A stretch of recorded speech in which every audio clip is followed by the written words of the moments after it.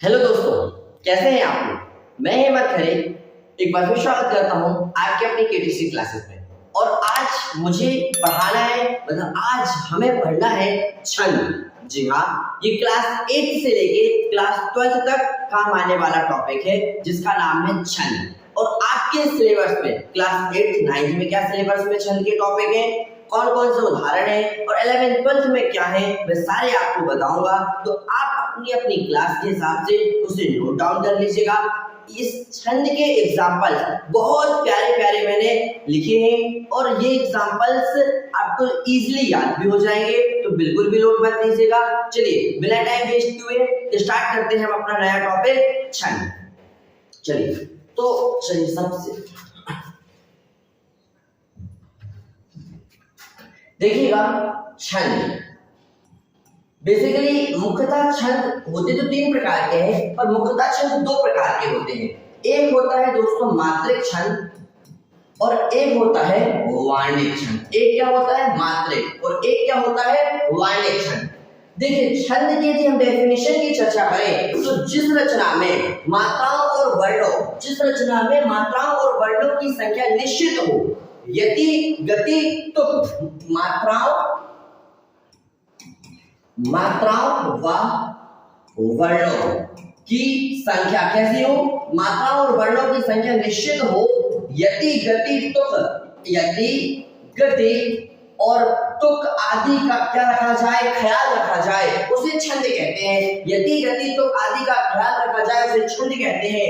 छंद मुख्यतः 2 प्रकार के होते हैं, मात्रिक छंद, एक वर्णिक छंद। तो मात्रिक छंद क्या है, जिस रचना में मात्राओं की गणना की जाती है, जिसमें किसकी गणना की जाए, मात्राओं की गणना, जिसमें मात्राओं की गणना की जाए, मात्राओं की गणना, उसे क्या कहते हैं, मात्रिक छंद कहते हैं।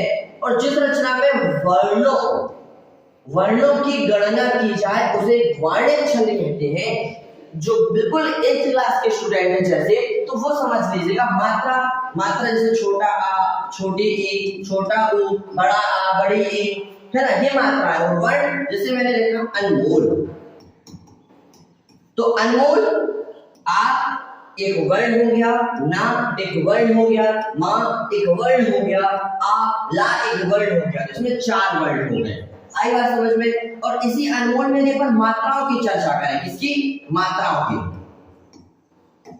तो देखते हैं मात्राएं। तो छोटा आ की मात्रा 1, इसमें भी आ की मात्रा 1, ओ की मात्रा 2 और ला की मात्रा 1। तो मात्राएं कितनी हो गई, 4, 5 मात्राएं हो गई, 2 3 1 4। चलिए अब देखिएगा एक बात कि छोटा, छोटी की, छोटा ऊ और ऋषि की एक मात्रा होती है और बाकी सबकी 2 मात्राएं काउंट की जाती हैं। आइए देखते हैं।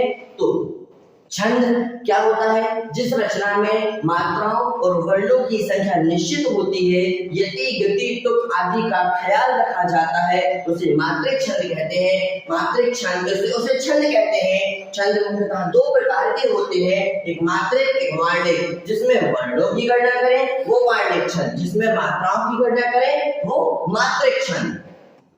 अब मात्रिक छंद भी 3 प्रकार का होता है। एक होता है सममात्रिक, एक होता है अर्ध सममात्रिक। एक क्या होता है, अर्ध सममात्रिक, और एक है दोस्तों विषम मात्रिक। कौन सा, विषम मात्रिक। चलिए इन पर ध्यान देते हैं। विषम मात्रिक, आइए एक बार इनको अच्छे से देखते हैं। ठीक, देखिए छंद, तो जिस रचना में अक्षरों यानी वर्णों और मात्राओं की संख्या निश्चित हो, यदि गति तुक आदि का ख्याल रखा जाए उसे छंद कहते हैं। छंद के भेद, तो छंद मुख्यतः 2 प्रकार के होते हैं, एक मात्रिक और एक वर्णिक। मात्रिक छंद मुख्यतः 3 प्रकार का होता है, एक सममात्रिक, एक अर्ध सममात्रिक और एक विषम मात्रिक। सममात्रिक छंद वो छंद होता है जिसके प्रत्येक चरण में मात्राओं की संख्या समान हो, जिसके प्रत्येक चरण में मात्राओं की संख्या समान हो। यदि 4 चरण है तो चारों चरण में मात्राएं समान हो, 2 चरण है तो दोनों चरण में मात्राओं की संख्या समान हो। अर्ध सममात्रिक, जिसके पहले और तीसरे चरण में पहले और तीसरे चरण में, दूसरे और चौथे चरण में, पहले और तीसरे चरण में, दूसरे और चौथे चरण में मात्राओं की संख्या समान होती है, उसे हम अर्ध सम मात्रिक छंद कहते हैं। आ रही आपको बात समझ में? सबसे पहले चलिए एक बार डेफिनेशन को देखते हैं कि जिस रचना में अक्षरों एवं मात्राओं की संख्या निश्चित हो, यति, गति, तुक। ये यति गति तो क्या है? आइए पहले मैं आपको यति गति। यति का अर्थ होता है विराम। यति का क्या अर्थ होता है? विराम। अर्थात प्रत्येक चरण के अंत में ही रुकना, या प्रत्येक चरण के अंत में रुकना ही क्या कहलाता है? यति कहलाता है। गति, गति का अर्थ होता है लय। गति का क्या अर्थ है? लय। अर्थात छंद के पढ़ने के प्रवाह को भी हम क्या कहते हैं? गति कहते हैं। अगला तो चरण के अंत में जो वर्णों की, यहाँ वर्ण है बेटा, वर्णों की आवृत्ति का होना क्या कहलाता है? तो क्या कहलाता है? यदि मतलब रुकना, तो चरण के अंत में रुकना ही यति कहलाता है। गति का मतलब होता है लय, अर्थात छंद के पढ़ने के प्रवाह को ही गति कहते हैं। और तुक, चरण के अंत में वर्णों की आवृत्ति का होना तुक कहलाता है। आइए अब बनाते हैं यहाँ।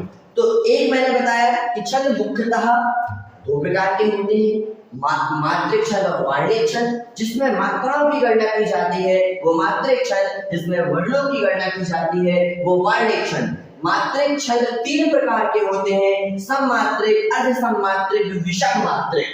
आपके 1 से लेकर 12 तक में सममात्रिक और अर्ध सममात्रिक है, पर फिर भी विषम मात्रिक में कौन कौन आते हैं ये मैं बताऊंगा।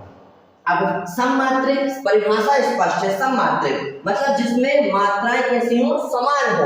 तो जिसके प्रत्येक चरण में मात्राओं की संख्या समान होती है उसे हम सममात्रिक छंद कहते हैं। इसके अंतर्गत उदाहरण आता है दोहा, रोला, गीतिका, हरि गीतिका।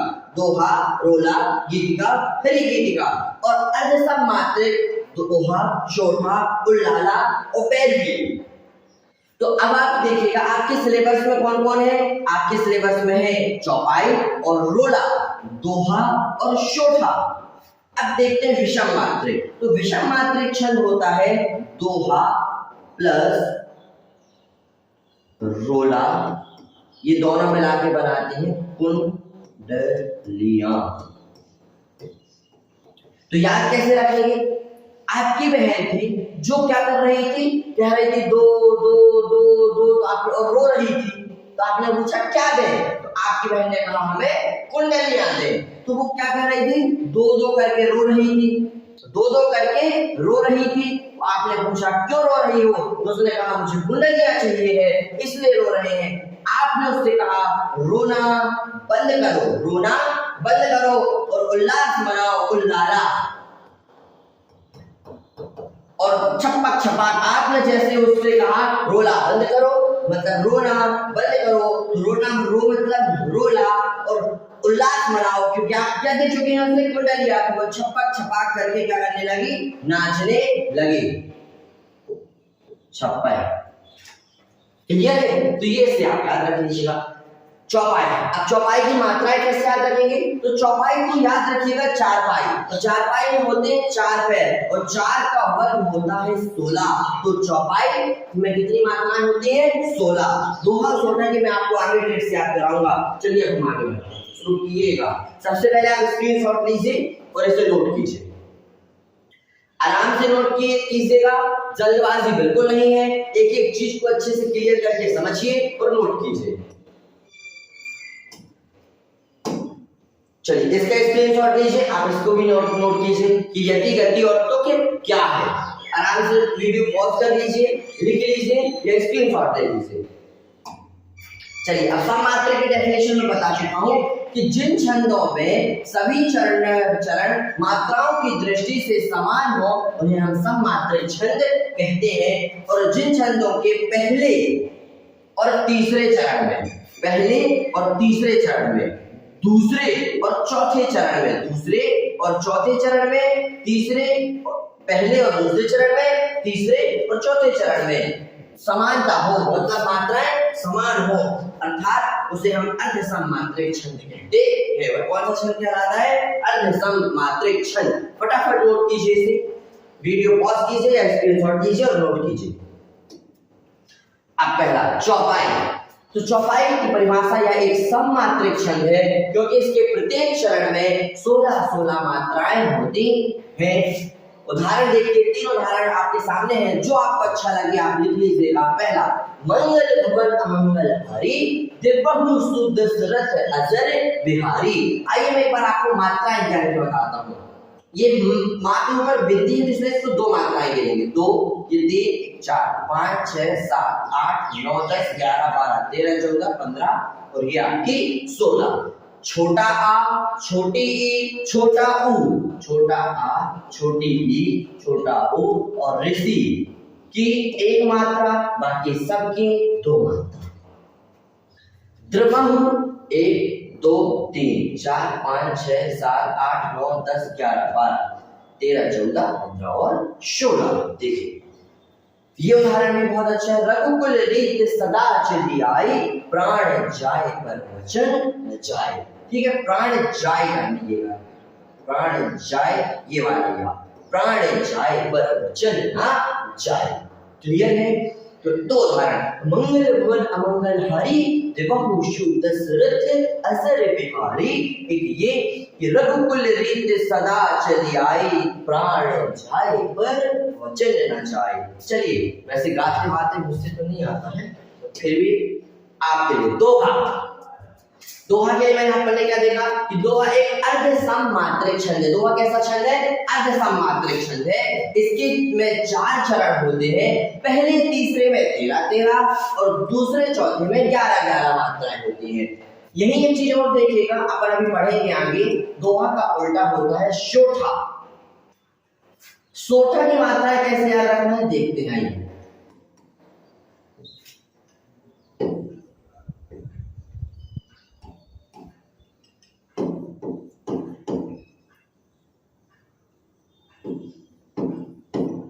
अब देखिए, सोठा में आपको क्या दिख रहा है? ये 2 डंडी दिख रही है। ये किसकी तरह दिख रही है? 11 की तरह।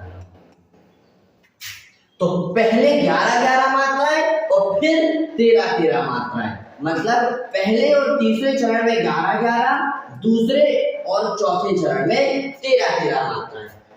एक तरीका ये है याद करने का। दूसरा दोहा। दोहा रो रहा था। दोहा क्या कर रहा था? रो रहा था। क्या कर? दे दो दे दो दे दो। दोहा क्या कर रहा था? दे दो दे दो। इसलिए मैंने उसको पहले दे दी 13 और फिर उसको बाद में दे दी 11। पहले रो रहा था तो उसको ज्यादा देनी पड़ी। तो पहले और तीसरे चरण में 13-13 मात्राएं और दूसरे और चौथे चरण में 11-11 मात्राएं होती हैं। तो देखिए एग्जांपल, पहला आपकी स्क्रीन के सामने ये लो, श्री गुरु चरण सरोज रज निज मन गुर सुदाय, वरनहु रघुवर विमल जसु जो दायक बल चाय। चलिए, और मेरा तो सबसे प्यारा उदाहरण भी है, ये है आज का जमाना ही प्रेम का है। तो रही मन धागा प्रेम का, मत तोड़ो चटकाए, टूटे से फिर ना जुड़े, जुड़े तो गांठ भरी जाए। आइए पहले मात्राएं गिनते हैं। 1, 2, 3, 4, 5, 6, 7, 8, 9, 10, 11, 12 और 13 है 13 मात्राएं। फिर गिनते 1, 2, 3, 4, 5, 6, 7, 8, 9, 10, 11। इसी तरह में आप गिन लीजिएगा।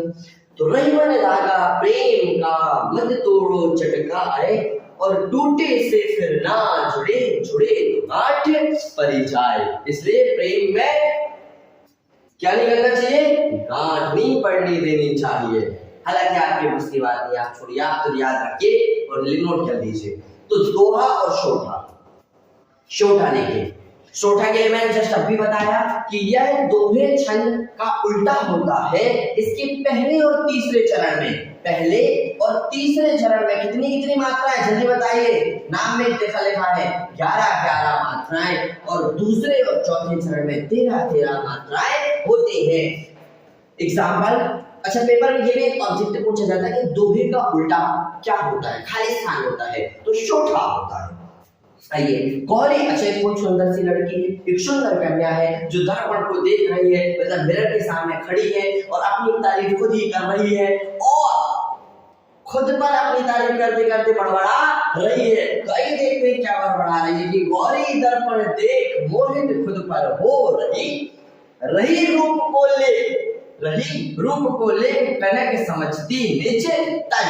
गौरी दर्पण देख मोहित खुद पर हो रही रूप को ले, अपने रूप पर ही लेख लिखी जा रही है और कनक समझती नीचे तन।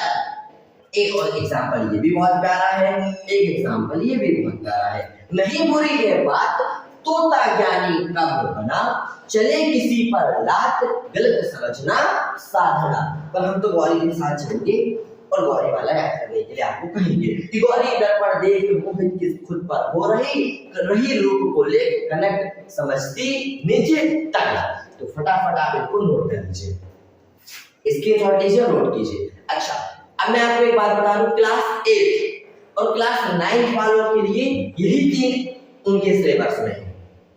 इसके बाद के जो सिलेबस में है वो क्लास 8, 9, 10 तीनों के में यहीं तक सिलेबस में है। अब 11th 12th वालों के लिए आगे जो पढ़ा रहा हूँ वो सिलेबस में है। तो मात्रिक छंद के अंतर्गत आपको यही पढ़ने की।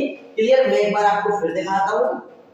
देखिए, हमने सबसे पहले देखा था कि मात्रिक छंद दो प्रकार के होते हैं, मात्रिक और अर्धसमात्रिक। ये क्लास 8th और 9th 10th में है मात्रिक छंद। वर्णिक छंद 11th 12th में है। तो चौपाई पढ़ा दिया मैंने, रोला पढ़ा दिया, दोहा और शोठा बता दिया। तो नहीं, रोला नहीं है क्योंकि आपको चौपाई, दोहा और शोठा तीन आपके एग्जांपल में सिलेबस में है। अब हम पढ़ेंगे वर्णिक छंद। वर्णिक छंद के एग्जांपल बहुत प्यारे हैं। चलिए देखिए, है तो बहुत टफ पर इन्हें मैंने बहुत इजीली बनाया है। रुबैया छंद, कौन सा बात? रुबैया छंद। तो यह एक उर्दू फारसी का छंद है या लेखन शैली है जिसमें 4 पंक्तियां होती हैं। कितनी पंक्तियां? इसमें 4 पंक्तियां होती हैं। पहली, दूसरी और चौथी पंक्ति में समतुकान क्या होता है? पहली, दूसरी और चौथी पंक्ति में दोस्तों समतुकान होता है। अभी समझाएंगे हम समतुकान क्या है। और जबकि तीसरी में भिन्न तुकान होता है, इसमें 4 समवर्त उच्चारण होते हैं। समतुकान का मतलब होता है कि अंत में समान आएगा। अंत में क्या आएगा? समान। फिर एक बार सुनिएगा, अंत में क्या आएगा? समान आएगा। ठीक है, अंत में बिल्कुल आपका एक सा आएगा, उसको बोलते हैं हम समतुकान।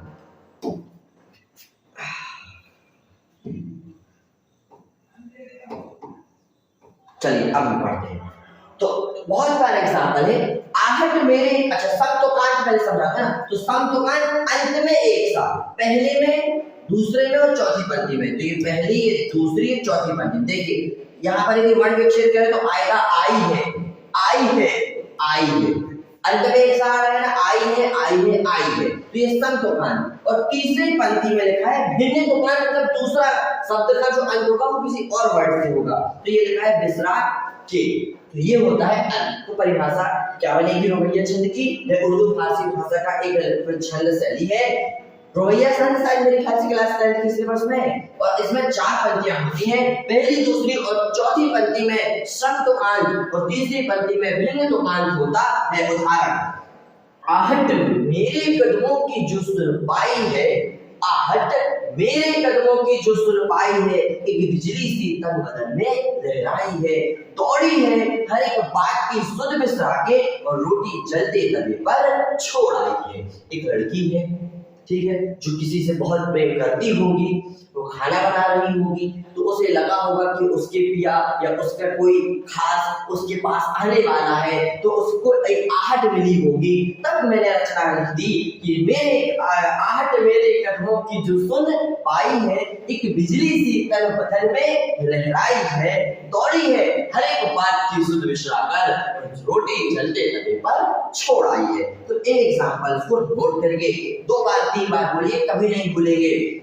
मैं फिर आपको याद कराता हूँ, आहट मेरे कदमों की जो सुन पाई है, एक बिजली सी तन बदन में लहराई है, दौड़ी है हर एक बात की शुद्ध बिसरा के रोटी जलते तवे पर छोड़ आई है।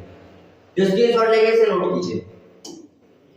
अच्छा, कवित्र छंद, ये भी अभी आपके एग्जाम्पल में त्रैमासिक पेपर में आया है। कवित्र छंद यह एक वार्णिक छंद है।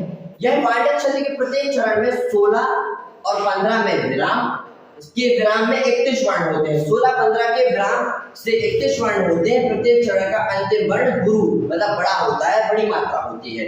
तो सच्चे हो पुजारी तुम प्यारे प्रेम मंदिर के, सच्चे हो पुजारी तुम प्यारे प्रेम मंदिर के, उचित नहीं है तुम्हें दुख से कराहना, कहना पड़े करना पड़े तो आत्मत्याग अनुराग वश, तुम संघर्ष निज भाग्य की सराहना।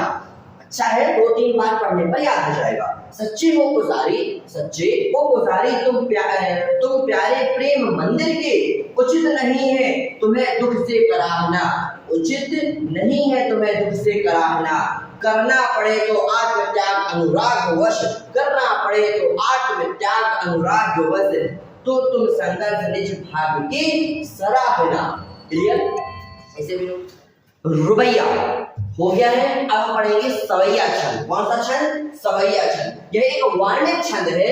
इसमें प्रत्येक चरण में, इसमें 4 चरण होते हैं। कितने चरण होते हैं? 4 चरण होते हैं। प्रत्येक चरण में 22 से लेकर 23 वर्ण होते हैं। प्रत्येक चरण में 22 से लेकर कितने वर्ण होते हैं? 23 वर्ण। सबसे पहले मैं आपको वर्ण गिनाता हूँ। मेरे इस एग्जाम्पल में 23 वर्ण होंगे हर लाइन में। गिनिए, 1 2 3 4 5 6 7 8 9 10 11 12 13 14 15 16 17 18 19 20 21 22 और ये 23 वर्ण। कितने वर्ण है? 23। फिर देखिए 1 2 3 4 5 6 7 8 9 10 11 12 13 14 15 16 17 18 19 20 21 22 23। इसमें भी कितने वर्ण है? 23। 2 3 5 6 7 8 9 10 11 12 13 14 15 16 17 18 19 20 21 22 और ये आपके 23 वर्ण। इस लाइन में गिनिए 4 6 8 10 11 12 13 14 15 16 17 18 19 20 21 22 और ये 23 वर्ण। हर लाइन में कितने वर्ण है? 23 वर्ण है। और बहुत प्यारा एग्जांपल है। एक एग्जांपल ये यहाँ से बना है कि किसी के पिया मतलब समझते हैं, ठीक है? हाँ, उसका बॉयफ्रेंड या उसका पति कहाँ चला जाता है? कहीं दूर चला जाता है, कहीं विदेश चला जाता है। तो बेचारी वो जो लड़की है उनकी याद में क्या करती है? मतलब रोज तैयार होती है, मेहंदी लगाती है और उसकी याद में आंसू बहाती है। तो वहीं से कुछ लाइनें चुरा के लिखी गई है, आइए पढ़ते हैं। काजल आंख का आस बना ली, काजल आंख का आस बना ली, अरु जाके भाग के माथे लगा री।